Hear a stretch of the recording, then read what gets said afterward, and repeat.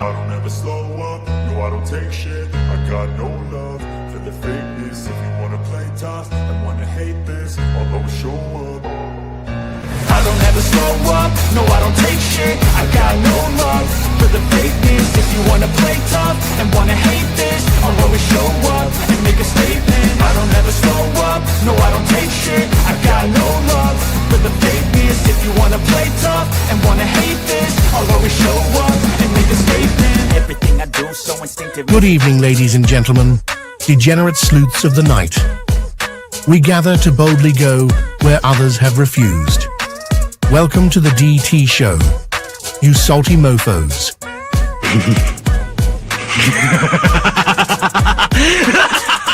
A man accused of killing 4 college students is behind bars, and he has ties to northeastern and central Pennsylvania. State police say 28-year-old Bryan Kohberger was arrested this morning at a home in Chestnut Hill Township. I can't find any case law that would support that idea. That somehow a warrant would be needed for DNA left at a crime scene.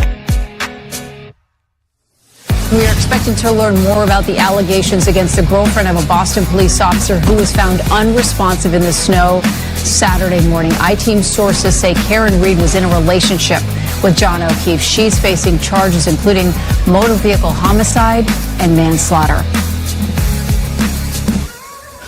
So, the Commonwealth just provided the court with information that causes me grave concern. The implications of that information may have profound effects on this defense and defense counsel.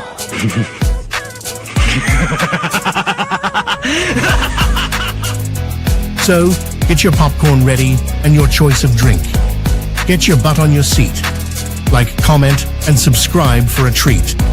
Here we go. It's time for the show. The Drunk Turkey Show.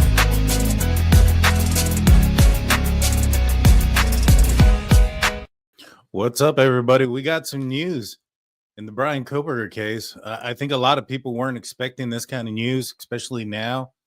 You know, I was a little bit taken back by it as well when I heard the news that Bryan Kohberger has accepted a plea deal.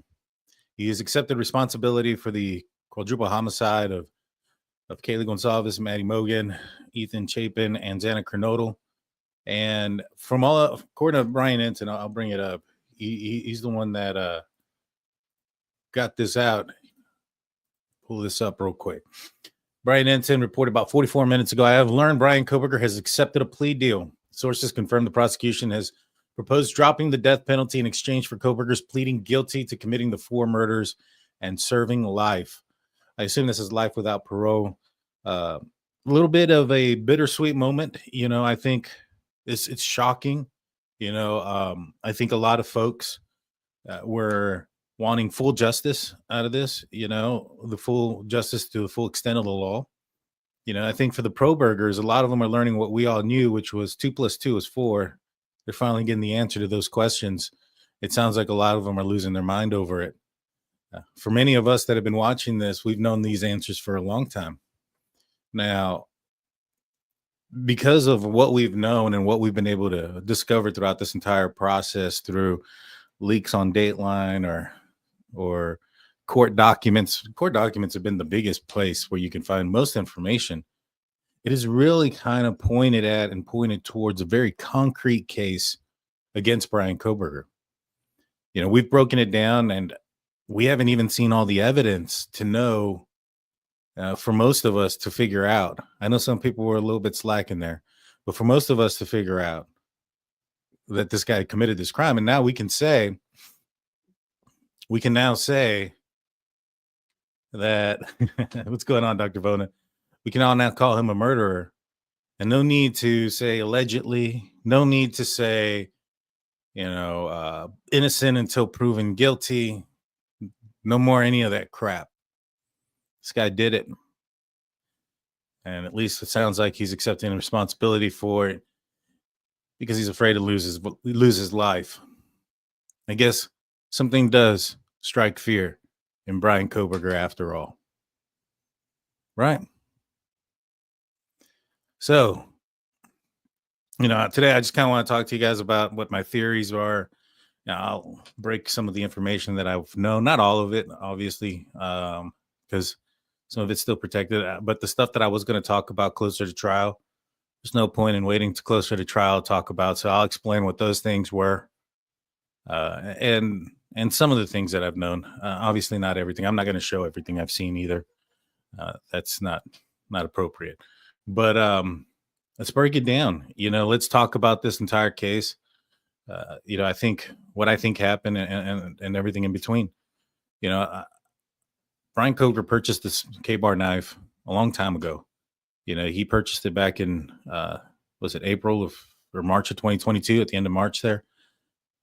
While things were at the height of his life, I mean, things were supposed to be going great for him. He had gone from being a heroin addict and overcoming those drug abuse. Apparently, allegedly, I don't know if that's still true or not. But obviously, it's probably true now. Him behind bars, he's probably not on anything not prescribed to him. But he overcame a lot, and he was now at his height of his life. I mean, he's graduated with a master's degree in criminology with a minor in psychology. Yet he still went out looking for a knife, buying a Balaclava mask.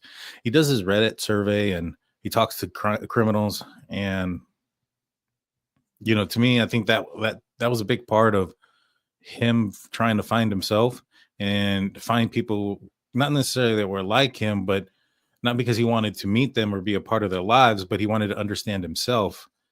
And maybe if he understood other people that were like him, that he would. And I think he found some similarities in some of these people that responded to him on his Reddit survey. And, I think there's a lot of things that went down as for why he committed this crime. I think that you have to take into consideration everything that happened at WSU. He ends up getting a phone number at a pool party, texts the girl. She don't respond to him. She ghosts him. Those type of things. So he's losing it. And so goes out there and commits the crime. But this is crazy, man. I'll be honest with you. I wasn't I was not expecting this. And the reason why I was not expecting this was because, and I'm sorry, I kind of just got sidetracked there. I want to go back to this more, to be honest with you. And then I'll talk more about why I think he did it and what he did and everything else in between. The reason why I was a little bit shocked about this news is because everything that we've heard about this guy was that he wanted to be the smartest guy in the room, that he argued his point. He made the simplest answers more complicated. And I felt that this guy was probably going to be, one of these narcissistic type of dudes that's going to think that he's the smartest guy in the room and control the situation and can talk his way out of this. I honestly thought that that's what we were going to see. So I was a little bit shocked that wasn't the case. Now, maybe perhaps the evidence is so strong against him that maybe perhaps this is the only outcome that he might understand and concede to the fact that the evidence is extremely strong. I mean, like I said before at the opening, we were able to figure out a lot of this with just a small amount of information. Can you imagine how much more they have, how much stronger that case would be? We have him saying he was out and about that night at that weird, odd, specific hour, and that he was by himself in his car, right? We have somebody that saw somebody inside the house who has a very vague description, but that description doesn't exclude Kohberger. For instance, the stalker at the Winco that followed Kaylee around.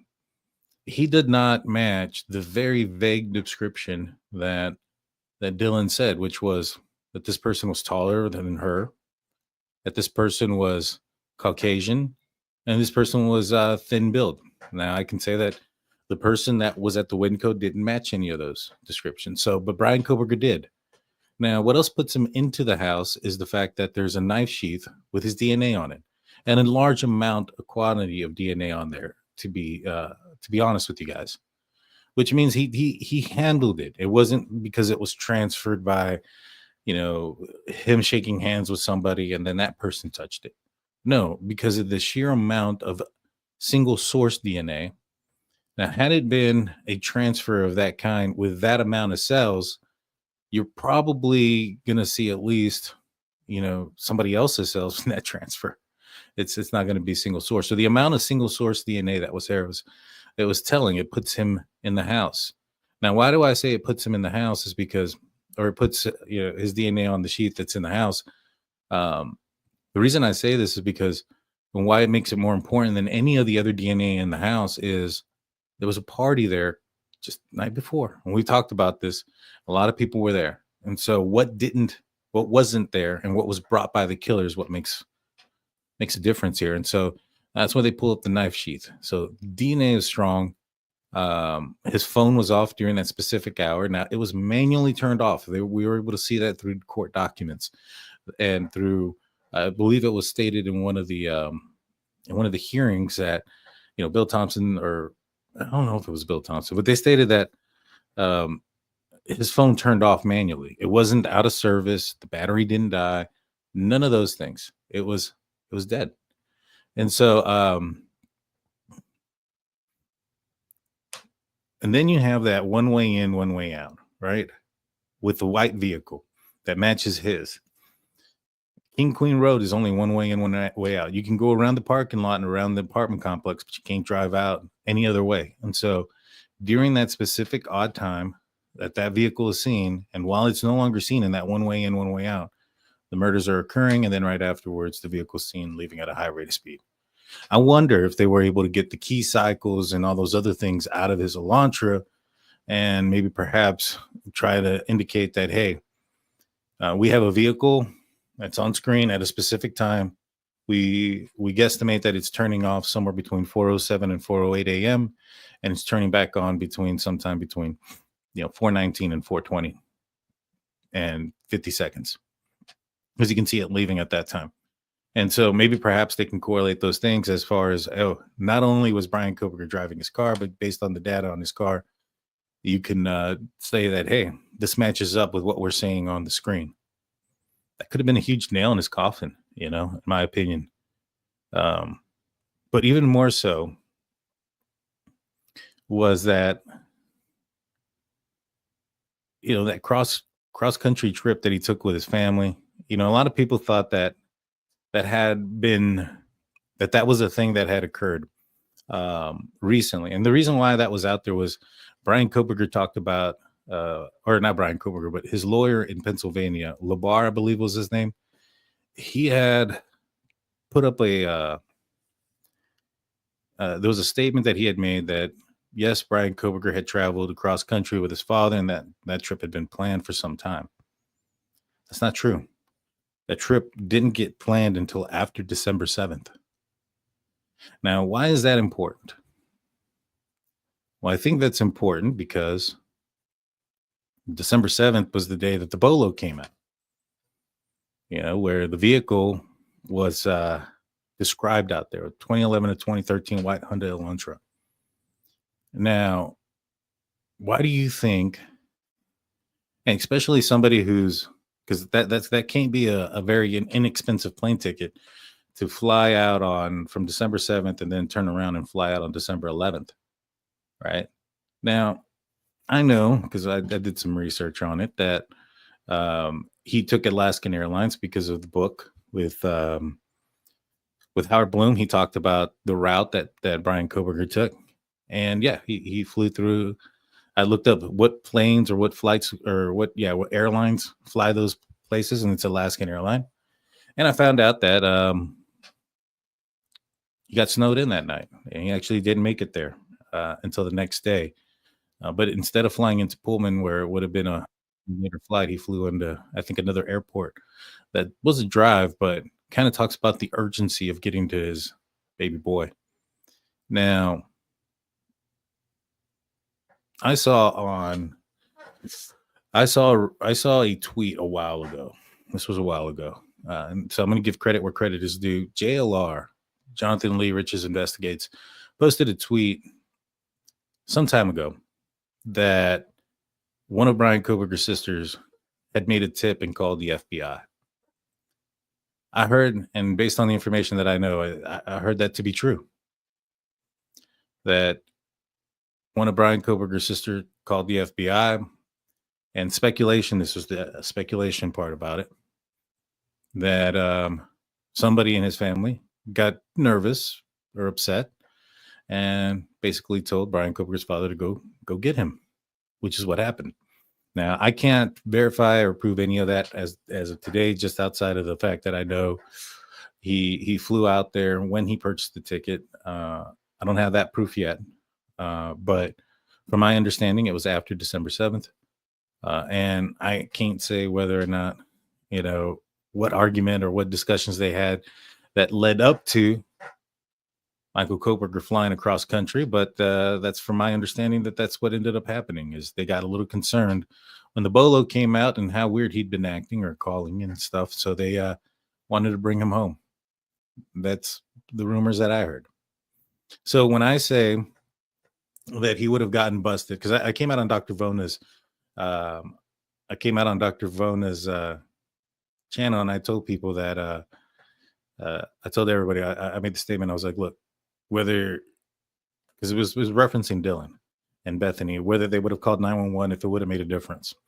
And I said that from my understanding, everybody had lost their lives that night by the time that he walked out the back sliding glass door. That is how severe the injuries were. There was the only thing that Dylan or Bethany could have done differently, or the only outcome that could have been done, that would have been done differently, would have been maybe perhaps they catch Bryan Kohberger in the act, or as he's leaving, or they have actual, a lot more harder evidence in the car, the kill kit, or the knife, things of that nature, right? Either that happens, and let's just say he didn't leave the knife sheath and it went down the way it did. I made the statement saying that he was always going to get caught. And the reason I said that is because, as I mentioned, it's been reported that Bryan Kohberger's sister is who contacted the FBI and put in a tip on her brother. Now, which sister it is, I don't know. I don't know. That's just what I had heard.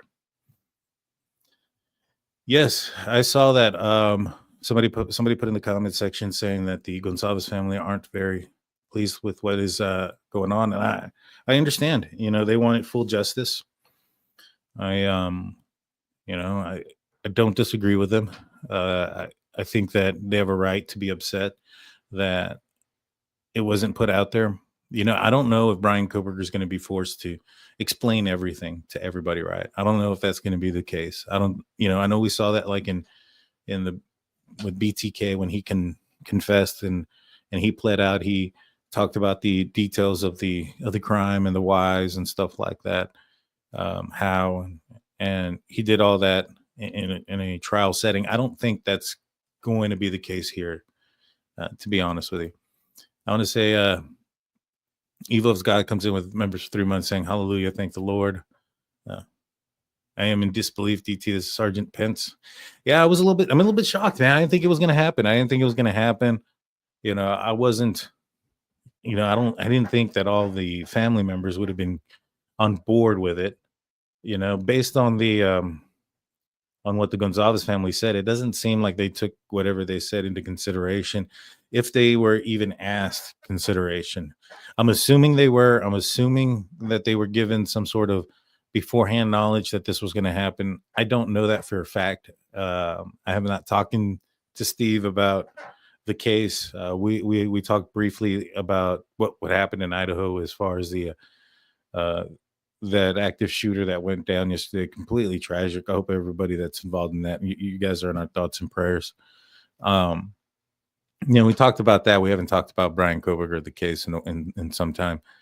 So I don't know if he would have told me either. There's certain things I don't ask, and certain stuff I didn't want to know. Things like that. Like for instance, in Howard Bloom's book, he references that, and it's not in the book. It's actually in the Airmail article. He references that Steve and Christy made contact with somebody, and that the feds got involved because it was somebody that was in grand jury, and that the feds got involved. And I said no, because there were they made a tip through the federal line, FBI line, and you can't contact them or something of that nature. It was in an Airmail article. I never asked Steve that question. Like, hey, is this true? Did y'all meet? I didn't want to know the answer to that question. If one way or the other, I didn't. It's not for me to know. You know what I'm saying? So, they didn't tell me anything about this plea deal happening or them being told about it. I'm not necessarily certain they would have told me. If they did get it, I mean, I don't know. I don't know if they would have, but I'm assuming that they did get told something. But it just seems like they were, their response also seems like it was kind of like pulled the rug out of underneath of them. It's kind of the response that I see when I read their statement. It sounds kind of like maybe perhaps they were, the term voluntold it comes up where, in a different criteria that they were like asked, but more like told. You know what I'm saying? Maybe that was happening. I can see something like that happen here where they're like, hey, prosecution reaches out, says, we're going to offer a plea deal. And then they'll see if, what their response is. But, I talked to Steve before in the past about a plea deal. I asked him if they would accept one. And you know what? He told me in that interview that Idaho law, I think they have to at least inform them or tell them. But that they felt like, especially with like the house being torn down, that their opinions sometimes didn't feel like it mattered as much. Like they would ask them, but it didn't matter what they would answer. They were going to do what they want anyways. Kind of what the feeling was, which I don't really like, to be honest with you. Now, when it comes to, we also have to understand that the Goncalves family, they're a part of one victim, which is Kaylee. Now, I know they have a connection with Maddie, but Maddie's mom would be the person that, you would probably want to have that talk with as far as plea deals, and then the Chapin's parents and so Xana's parents as well. So I think if you have like 3 out of 4 saying, yeah, we'll take a plea deal, then maybe perhaps that's why you would move, I guess, like this. But it seems like the rug was swept out of underneath of them, and I hope they're doing okay. I sent out a text message saying such. I hope they're okay. And Amanda Earl comes in with a $2.79 super chat. Thank you so much. All righty. Jeannie says $9.99. Thank you. Now that there's a plea deal, with all the evidence be released, and will there be sentencing hearing, which I imagine give opportunity for victim impact statements? From what I understand is they should still get an impact victim statement. I assume that there's probably going to be some sort of sentencing hearing as well. I don't know about the evidence being released. I think that will happen, but because it's a closed case now. So I think there's a freedom of information that ends up being the case. I'm going to see if I can get that going so I can maybe explain some of the evidence to you guys as well. Let's see. And thank you guys so much for y'all support. You guys rock. His dad wanted him home, and he was arrested safely, in my opinion. That's a good point. It's a good point. Cherry Leaders comes in with a 22-month super, being a member for 22 months. Thank you. Threw his and 4 innocent lives away. Sad. Very much so.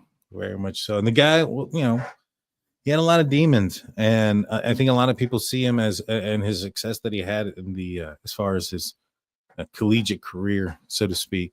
A lot of people think that he wouldn't have committed this crime or couldn't commit this crime, and you're right. He even through all that and understanding the law and stuff, he couldn't beat his demons. Natalie comes in with $19.99. Did the victim's family agree to this? If so, justice served. Not. This is nothing short of wrong. I don't know if they agreed with it. It sounds like the statement that I saw on the Goncalves family Facebook page didn't seem like they agreed with it. It seems like they thought it was some sort of some injustice. I think they wanted it to be proven in court. And I think they wanted everybody to see all the evidence so that it would be proven in court. And I think they wanted the maximum penalty to be issued. I think, and I think they have every right to want that opinion. Haters Gonna Hate comes in with $5. I'm sick. I am sick. My heart is broken. Tom N comes with $2. I never was aware there was a plea deal. I wasn't aware either. You know, I asked Steve, like I said a long time ago, and he told me that they would have to ask the victims or at least notify them. And like I was saying, they weren't too confident in it because of, you know, their wishes in as far as like the house remaining. But it sounded like they hadn't been offered one then. So this probably is something more recent. Now, I wouldn't be surprised if, you know, after the continuance got dropped, after his Frank's hearing went nowhere, all of his evidence, I mean, it sounded like they were having a problem finding anybody to talk nicely about the guy. You know, they dropped some PA documents earlier today of those who are going to have to testify. I guess they don't have to testify now. But some of these people were friends with Kohberger when Kohberger was like 15 and 16. I think one is a boxer trainer. Another guy knew him in high school, but hadn't talked to him since 2020. You know, those type of things. And so a prison guard as well, you know, out of Pennsylvania. You know, a lot of those people then we want to go and testify on his behalf or say anything positive about the guy. And, you know, that should say something for one. And two, I think all of that together probably equaled out to why he pled out. I mean, he got nothing thrown out. The judge said that all they've had is stall tactics at this point. You know, it was time to go to court and face the piper. And his eagerness to be exonerated when he first got arrested don't seem like so eager anymore. But I wasn't aware of a plea deal either.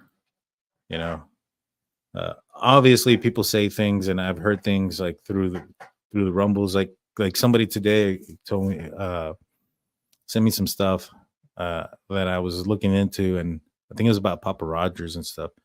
And it's actually two different folks have been sending me things about Papa Rogers. It's crazy. I wonder if that will ever come out now. You know, was he ever Papa Rogers? I don't know. See, I was looking forward to trial because, in my opinion, if it came out, if he was Papa Rogers, it was going to come out in trial because he said some things that only the killer would know, like leaving the knife sheath behind. Even if it's something that, you know, somebody super detail oriented and you know, mentalist type person could probably figure out based on the fact that they were looking for a fixed blade object and you know, knife and things like that. He probably could have figured out that the sheath was left behind, or that could have been one of the options. Just by him saying they thought that they left it behind, I felt that would have been prior knowledge, right? And of something that's not publicly out there, and that would have been used against him. If it didn't come out in court, then he wasn't Papa Rogers. So I don't know if we're ever going to find that out. I don't know. I wonder what the pro-burgers are thinking now.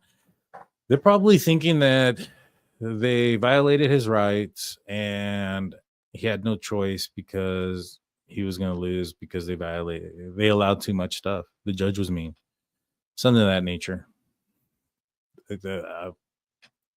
My guess, though. Thank you, Taylor, for coming in with $9.99. Appreciate that. You covered this case so well. Thank you. Thank you, Cubic. I appreciate that. You know, one of the things that I was talking about in Dr. Vona's, he's a vet at DTS. Just kidding. Don't block me. I don't know who's a fed. The pros are still saying he's in. You know, I've said that before. I've said that when it comes to the pro-burger movement, he could come out and say he did it, and they still wouldn't believe him. You know, it's not surprising, to be honest with you, that they would think that he's still innocent, even after he's now basically confessed. I mean, he's pleading guilty. I don't know if he's going to go out there and make a confession. I don't think he has to. I don't know if he's going to have to say anything to the court or to law enforcement or the prosecution or the state, you know, what or why he did it. I don't know if he's going to have to say the words, I killed them. Outside, I think the only thing that they can force him to do, you know, unless there's specialties to his plea deal, is plead guilty and not say a word. Now, I wonder if he will ever talk. I wonder if he'll ever sit down with Dr. Catherine Ramsland and write a book, or go on a podcast, or make phone calls like those prison calls with a podcast somewhere. I wonder what he's going to do. I wonder if he's going to handle not being talked about anymore, because let's be honest, once the sentencing and stuff is over and we talked about it, there's no appeals, there's none of those. It's over, right? It's just him behind the bars in a cell. And so yeah, it's good news in my opinion. It's maybe not the best news. Obviously, I think that, given the families, or at least Goncalves families, a response on Facebook, they wanted full justice, and so in that aspect, it's not nearly a win, complete win, but in the end, I think that now the conspiracy can die. It's obvious what happened. We can all now say that this dude's a murderer. Natalie comes in saying, why would the state offer the plea? To save money? I can't imagine this case after Ann Taylor collecting a huge income. Time for DTS to bring on guests, and let's get the scoop here. I don't know. I mean, what if it was the other way around? What if it was Bryan Kohberger's defense team going to the state and saying, we want a plea? They lost everything. They've lost everything across the board. All their arguments, their star witness was called the conspiracy theorist. They were wrong about the date of how long the AT&T timing advance records are kept for. So they got everything wrong. And how do you guys feel about Ann Taylor's statements? Remember back when Judge was around, and she's like, he's an innocent man, blah, blah, blah. Now, obviously, she changed her words when she went into Judge Hippler's courtroom, and she said, he's an innocent man right now. But she wasn't putting in the right now part when it was in Judge's court. Do you guys feel a certain way about that? I think I do. Idaho has limits on interviews. I wonder what those limits are. I think Idaho has limits. I don't know about, they could. I have no idea if they have limits on interviews, but I do know that they have. I think Idaho doesn't allow somebody to profit off of a crime like this. So I don't think he would be able to write a book himself and get any proceeds from it.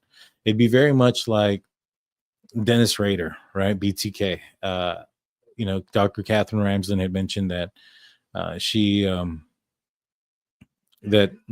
writes books, or wrote a book with him, and he doesn't get any of the money or anything like that. So that was a big thing between Dr. Ramsland and Howard Bloom.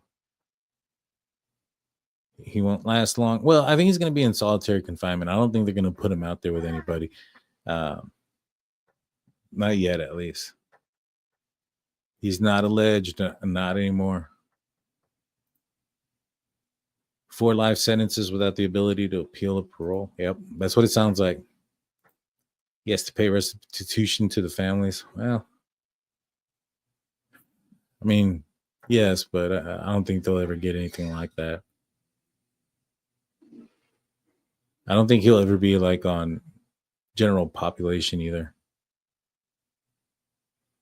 But yeah, I'm thinking that this was probably asked for by Bryan Kohberger. It'd be different if the state lost some things, like for instance, the defense won this whole IGG argument, and then there was a plea deal. I'd be like, all right, yeah, state probably conceded to that one, but they won everything.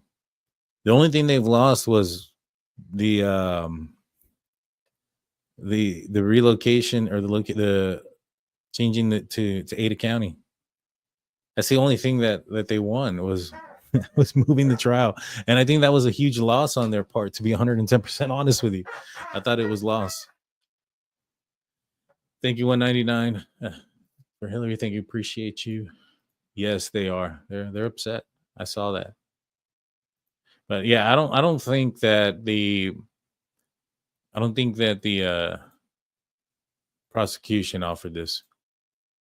'Cause I feel like they could have done that a long time ago, right? When there was some more questions while they were still arguing about the IGG, and there was a question mark on whether that was going to be allowed.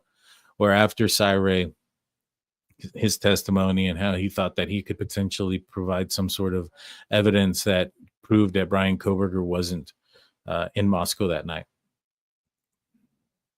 You know, those are probably the most opportune times, you know, or the most threatening times to the prosecution.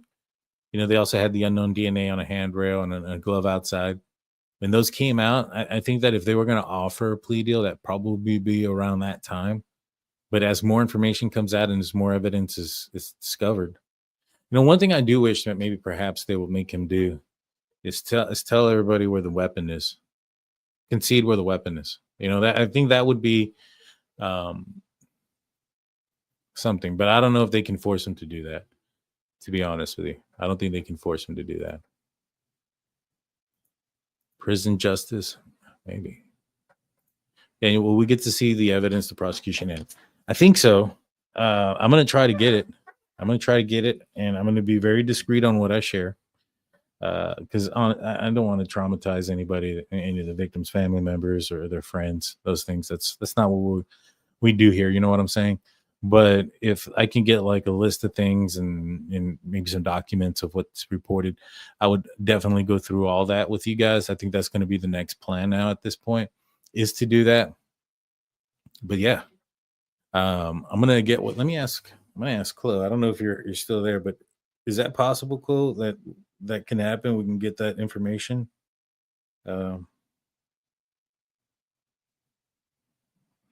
Through FOIA. I'm gonna try it. I bet you anything. The first ones. All right, let me do my psychic thing. I'm gonna do my psychic thing. The very first ones that are going to be released are going to be the traffic stops with Bryan Kohberger that were sealed. I think that is it. I think we'll be able to get that first. I wouldn't be surprised if they would. I don't know if they would do the body cam of when officers arrived. I know people are going to try to get that, but I don't know if that's going to happen. But I do know that, let's see, some people are saying they can seal the case. Yeah, well, if they seal it, they seal it. I would hope not. I mean, at the end of the day, people want to make sure that, you know, it was fair and righteous. But yes, he's pleading guilty. It doesn't matter, right? But yeah, it's one of the things I would like to know. Let's see. Do you think that this will affect? Nah, I don't think so. I mean, at the end of the day, she didn't have much, right? like this is what she had. She had a guy who admittedly was out and about that night at that weird hour in a freezing night by himself in his car. He didn't lend his car out to nobody, none of those things. His phone is manually turned off during the specific time that the murders occur. When his phone turns on, he's not heading in the direction that he said he was going, westbound of Pullman. He's south of Moscow. Right. And so you have a vehicle matching his on camera outside of the victim's house, going through a one-way in, one-way out area. You have DNA of this person now on a knife sheath left behind under the body of a victim. And you have an eyewitness that sees somebody in the house who, although vague, still doesn't exclude Bryan Kohberger. Then you also have the purchase of the weapon, the knife sheath, balaclava mask, the Dickie suit, and those things as well. So you have all of those things together. Yeah, 100%. I think he at the end of the day, I mean, what can you do with all that? That's a strong case. I don't care what anybody says. You know, some people can act delusional and say, oh, it's not true, or there's conspiracy, or whatever the case may be, but that is strong stuff. That's strong stuff. Then you also add in the manipulation of his phone, right? Now, I heard he had downloaded an app, and this is some stuff that I haven't, disclosed yet or anything, but I was told he had downloaded an app and had this app erasing things even after he was arrested, that he had this app that would periodically do some stuff, and that there was a lot of things that were missing out of his phone. Tons of stuff, like like no memory between certain dates on certain times, like as if he was factory resetting his phone multiple times on multiple days and doing things so that way his search history and stuff like that was unattainable. So when they say that there was no proof or there wasn't any, what's the word I'm looking for, there was no connection, well, it's because he deleted all of it and there was like a lot of stuff missing that was clearly obvious what it was. The same thing goes for the DNA in the car. From what I understand is there was presence of blood in the car, but it was not good. You couldn't use it. It was, how did Steve put it? He said it on the interview that I had with him that that it was because it was in the sun, it was corrupted or things of that nature, and that there was cleaning agents and proof of it. So there was a lot of evidence against him, even in the car, and then like I said, his family apparently starts to freak out when the bolo comes out, and they send dad to go get him because one of the sisters calls the FBI, is what I heard. And from what I understand, and JLR put it out there, he said that one of the sisters contacted the FBI and reported that Bryan Kohberger had may have committed the crime.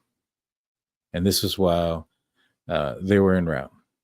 That is that her dad was en route or just before he was en route, something of that nature. But it was the bolo and that phone call apparently that made that happen. And that purchase of that plane ticket was after December 7th.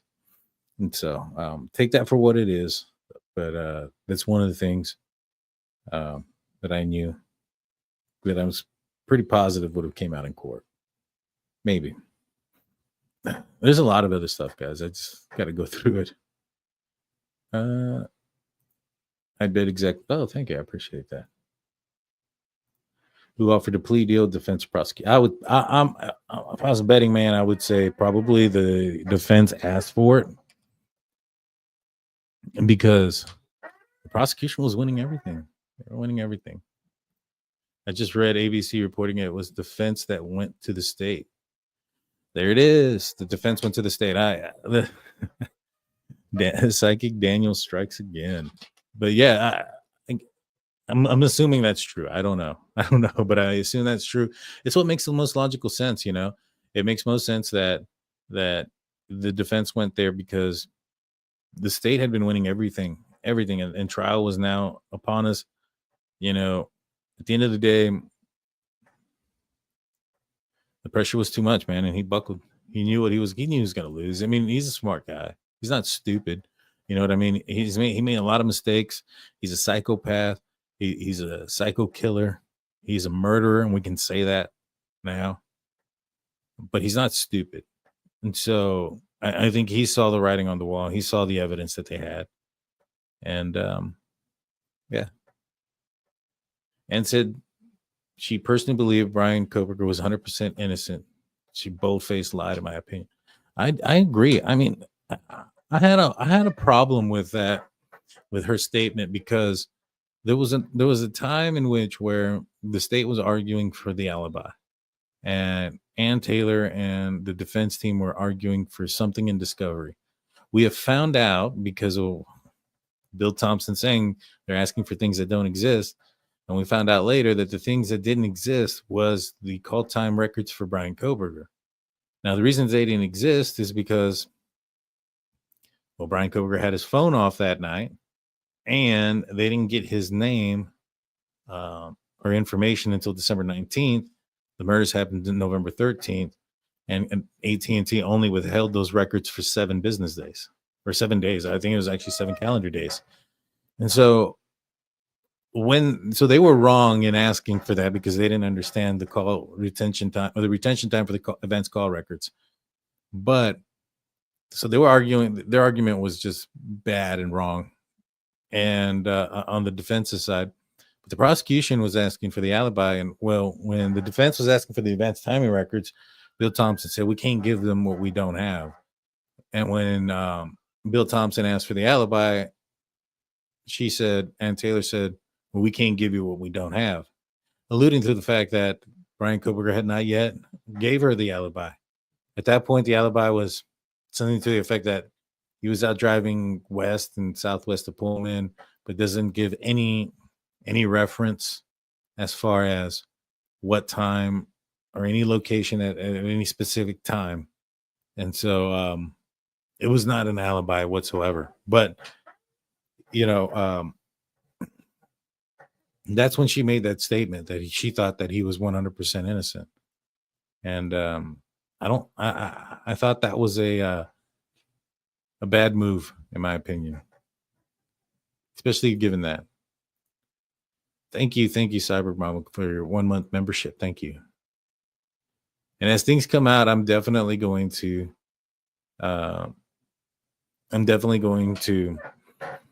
break down that evidence if it's able to be broken down. Let me check my source about that real quick. I'm going to try to get some of the stuff. I'm going to try to get the traffic stop and things like that. But I think that's probably going to be the first one that gets released is the traffic stop. Kohbergers are going to say he was coerced. I wouldn't be surprised. That would be something they would say. But I wonder what all the pro-burgers will say. How are they going to spin this? Who knows? User comes in with $9.99. Just tuned in, saw G's family response. We'll ever know what happened. That's a good question, man. I'm not sure if we're ever going to know what happened. I mean, I know what happened, but I don't know if we're going to find out like the exact details of everything. You know what I'm saying? But we all know what happened. We know that he went out there, Bryan Kohberger, entered that house through the back sliding glass door. He left the door open so that way he wouldn't have to touch it multiple times. My opinion is he went straight up to the third floor into Maddie's bedroom. He attacked Maddie and Kaylee in the bed. Then he went and checked on Kaylee's room. When he opened the door, I believe that Murphy ran out and ran downstairs. I mean, just ran right by him. And he stayed up there. And he paused and he waited. He waited to see if Murphy was going to come back up or if he was going to bring somebody up. See Xana kind of coming up the stairs. She says, I think someone's here. She probably sees the backsliding glass door. She was on TikTok till 4:12 a.m. So when I think about this, and I think about Dylan's statements where she said that she heard Kaylee, or who she thought was Kaylee, go up and down the stairs with Murphy. The defense indicated, this was in the Frank's motion, page 12 and 22, I believe. She states that she heard who she thinks was Kaylee, but in there it specifies that they think it's actually Xana. So for Xana to be walking up the stairs first with Murphy, then to go downstairs with Murphy, means that Murphy would have had to have gone downstairs at some point. Now, Bryan Kohberger parks in the back there about 4:07, probably inside the house by 4:08. So if he went upstairs and went into Kaylee's room, or opened the door and nobody's in there, or there's a dog in there, I think he's just going to close it. Right? Now that's probably because, the dog would be on the bed or something. Now, if he went in there and he opened the door and Murphy ran out right away, well, he's going into Xana's room a lot earlier than 4:12, probably about the 4:08, 4:10 mark. Very soon after Bryan Kohberger's inside of that house. And so for me, I think he would have had to have attacked Kaylee and Maddie. He's probably unaware of the next room being unoccupied or not. So he goes to open it. I'm pretty sure Murphy kind of heard the commotion there and is probably waiting at the door. Right. So when he opens the door, I think he bolts out and Murphy runs downstairs. I think at that point, Bryan Kohberger stays upstairs, waits for somebody to come down or come up the stairs. That's when he sees Xana. He goes after her. He says, it's okay, I'm here to help. And then he attacks her. During this time, while she's running to Ethan, Murphy runs outside the back sliding glass door and then begins to bark at 4:17 a.m. So, for all that to have happened and for the attack at 4:17 and all that to have occurred, that tells me that Murphy was down there not relatively quickly.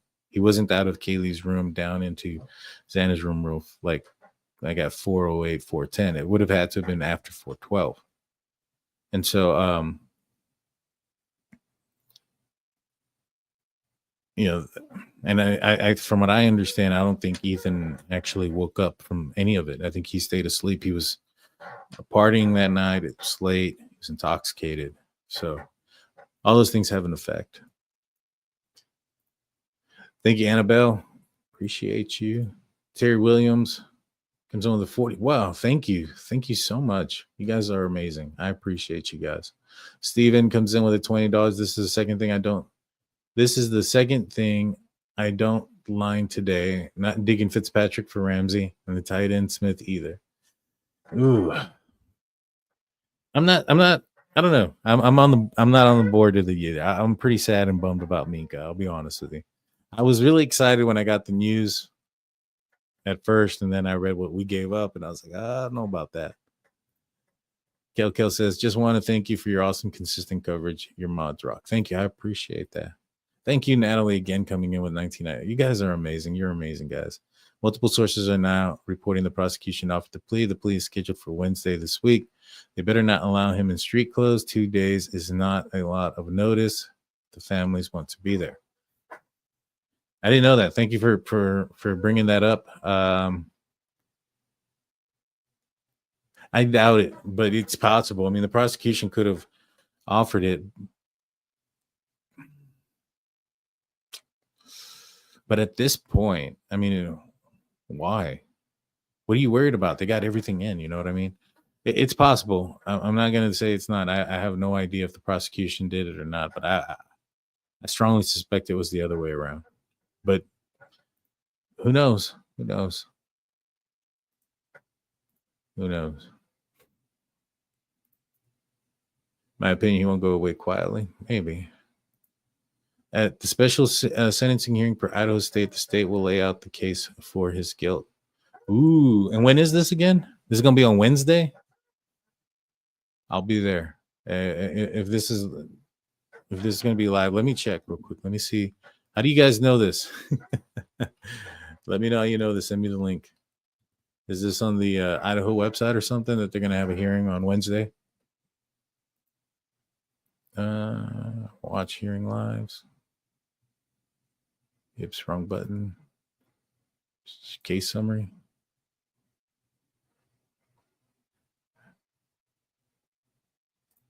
Won't be available via. No, man. Won't all be available via Freedom of Information Act.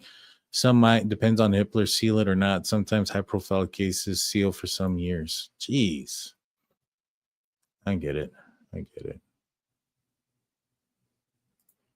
I have said from the beginning that there are always a plea deal, Dateline special. It's possible. I mean, I don't think that there was one until recently, or at least until after I interviewed Steve. After I interviewed Steve, there definitely could have been. He said that they hadn't told him about one, and Idaho had this rule that they had to tell him about it. So I don't know how recent it happened, but I would reckon within the last time that I interviewed Steve till now. Let's see. Anything here? No, nothing. Today's the 30th. No, nothing on the case summary. I'll check my phone. See what you guys have been sending me real quick.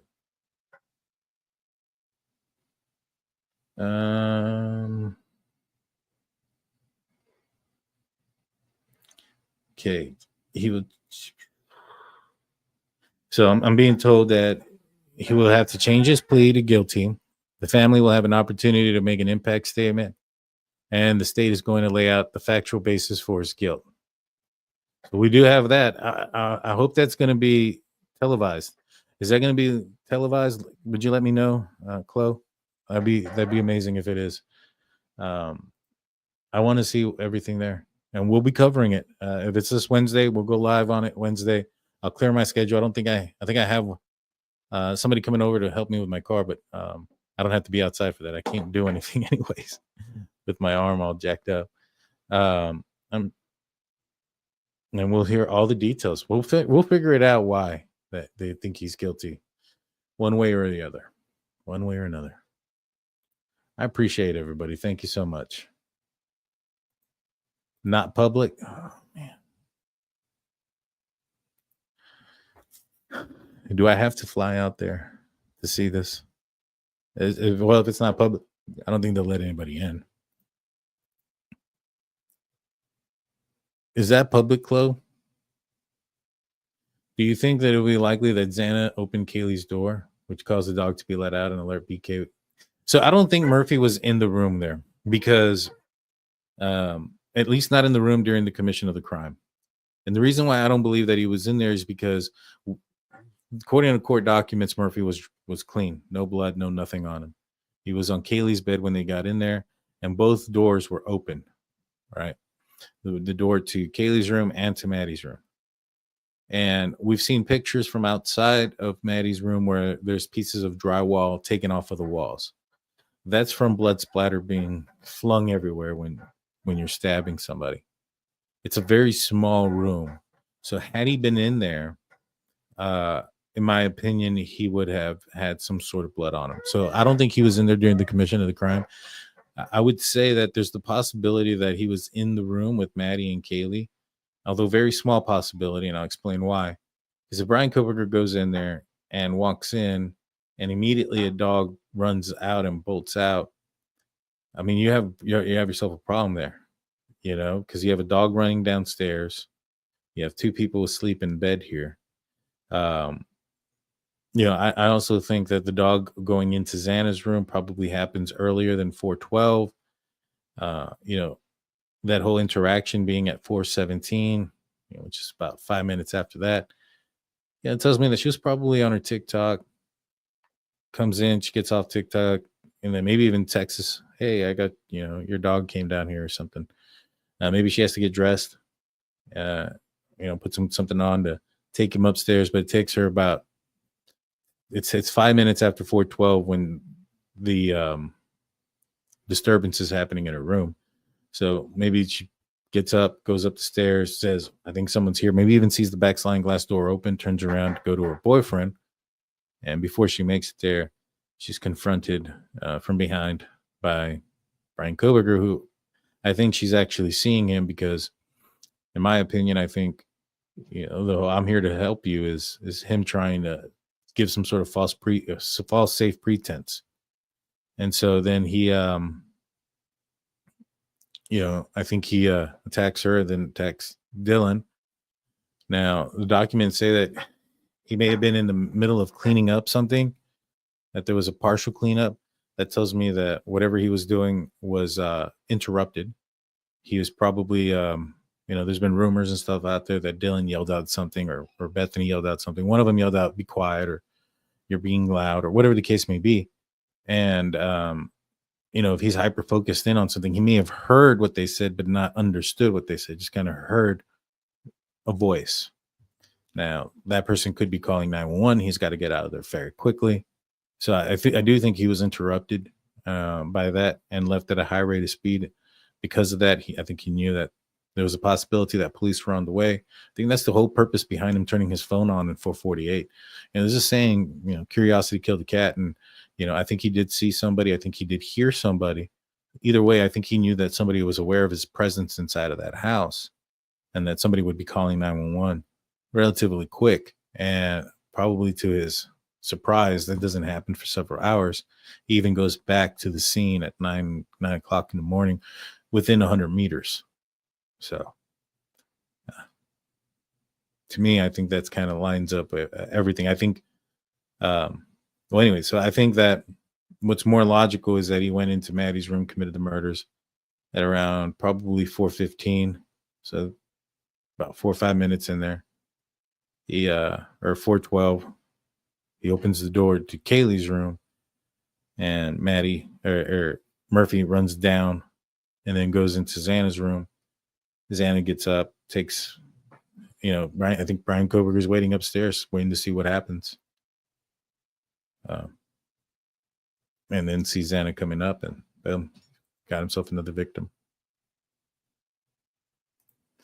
Apparently there's going to be a hearing, and I don't know if the hearing's public. I think it's going to be on Wednesday.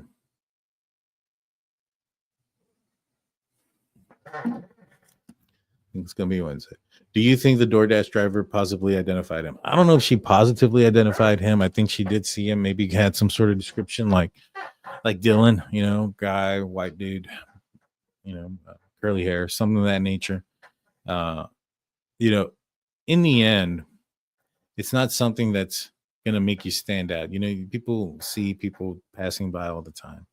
So how much she saw, obviously, her mind probably would remember it fresh because it had just occurred. And then a few hours later, 911 was there and this was a big story. And so she probably has that memory, especially at that time, down, and what she said I would find to probably be very accurate during the time that she said it.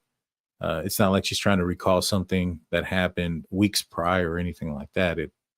She dropped it off and then the news broke that morning. So maybe I don't know if she positively identified him. I do know that, and what I did hear is that she saw him, and as far as I know. Go. Yeah, I might have to. I mean, Wednesday's pretty quick turnaround, though. I appreciate that, Sherry. Thank you.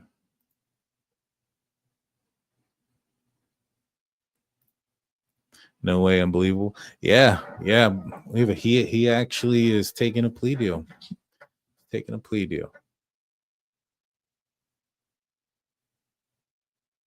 I'm in Texas, so it's got to be a quick turnaround. The Papa Rogers avatar is eerily accurate too. Jules is saying on the channel, innocent people plead guilty all the time. Oh my gosh. I will say that there are probably a percentage of people who have, right? But I think that the bigger the crime becomes, the less that happens, right? So like if you had a situation where somebody is accused of a hit and run and no lives were taken, just like hit another vehicle and took off. And let's just say that this person has damage to their car and there's enough reasonable suspicion to say that this person should be looked into or investigated, right? Let's just say the person didn't actually do it. He just has a very similar car and had pre-existing damage to it, but can't prove it. Yeah, in those situations, I'm sure if somebody said, hey, cop out to it and we'll give you 5 months of 6 months probation or something, maybe you'll have something like that. Or you'll have a situation where somebody gets caught with dope, right? And possession is 9/10 of the law. And so gets caught with dope and it's in the vehicle and he's like, oh, it's my friend's car, whatever the case may be. And they don't want to give up anybody. And so let's just say they actually didn't know.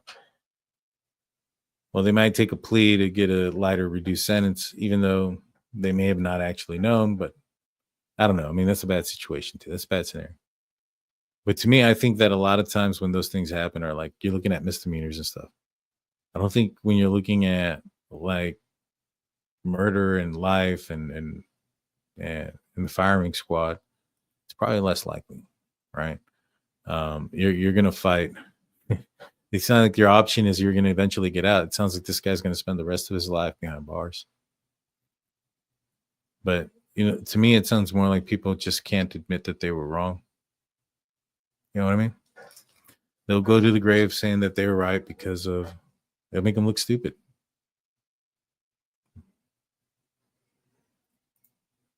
Thank you for covering the case with integrity, facts, and compassion. Thank you. I appreciate that. Will Kohberger be compelled to disclose the details? I don't know if he will be or not. I wonder if he will, like through other means, right? Like if he were to go and have interviews with Catherine Ramsland, if she were to visit him and get the details from him, kind of similar to like other authors that have written on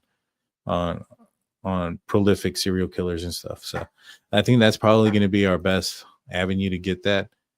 But I think that's it. Did they take death off the table? Yeah, that's what they took off. I think he's getting 4 life sentences without parole. I'm saying he was Maddie's room and alerted the dog exited Xana saying someone's here.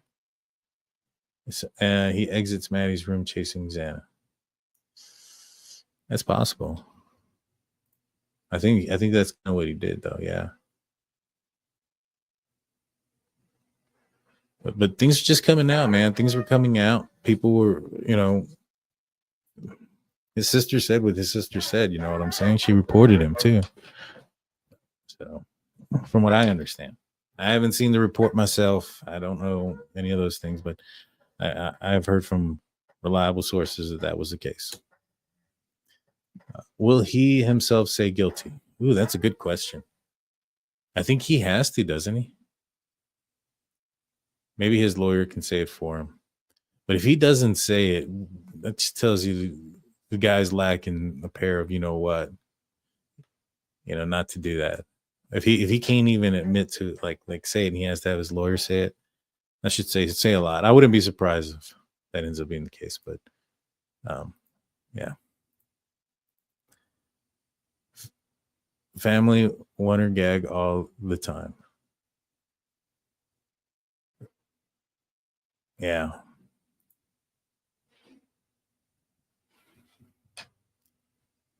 Make sure I don't. It's always been a sick game, Tim. I agree. That is true. That is true. Another $9.99 super sticker coming in from Pat. Thank you so much. Serious 20. Thank you for your amazing coverage. In case I found my best friends here and family. That's awesome. Yes, and prayers to these families. Yes.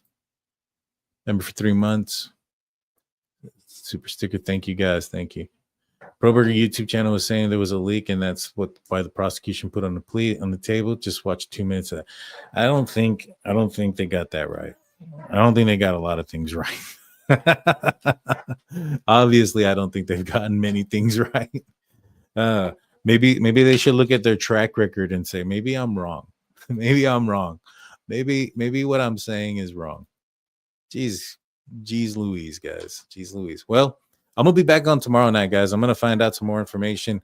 I'm going to get some more stuff down for you guys. I appreciate everybody that's tuned in. I have to go cover the Steelers. They had some other news breaking, or not other news. They've had some major news today breaking as well. If you guys are Steeler football fans, check out Stu Current Network on YouTube. That's where I'll be at in about an hour and a half. But I got to get ready for that. So I'll be back on live tomorrow night. We're going to talk a little bit more. I'm going to see what else I can say or, answer y'all's questions on some things. If y'all's had questions, don't seem like there's going to be a trial. So no reason to hold anything back. You know what I mean? So tune in tomorrow, guys. We'll be live around 8 o'clock Central, 9 p.m. Eastern. And that's 6 o'clock on the West Coast. All righty, guys. Well, until tomorrow, I'll see you next time. Peace.